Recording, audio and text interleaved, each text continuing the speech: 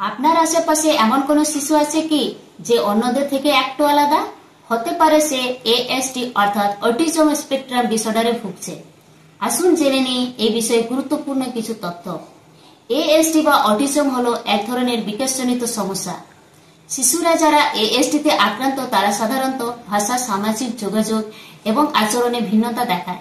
কারোর ক্ষেত্রে এটা হালকা হতে পারে, আবার কারোর ক্ষেত্রে অনেক বেশি প্রভাব ফেলতে পারে।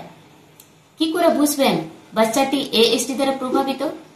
এএসডি দ্বারা প্রভাবিত শিশুরা চোখে চোখ রেখে তাকাতে পারে না, একই কাজ বারে বারে করতে থাকে, অন্য শিশুদের সঙ্গে খেলাধুলায় অংশ নিতে চায় না, ভাষা ব্যবহারের সমস্যা হয় বা দেরি করে, হঠাৎ চিৎকার, রেগে যাওয়া বা গুটিয়ে যাওয়া এই সমস্ত এএসডির লক্ষণ।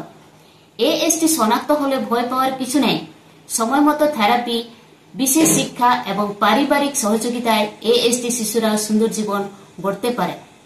আপনার শিশুর আচরণে যদি আপনি কিছু অস্বাভাবিক লক্ষ্য করেন তবে একজন কাউন্সিলরের সঙ্গে যোগাযোগ করুন।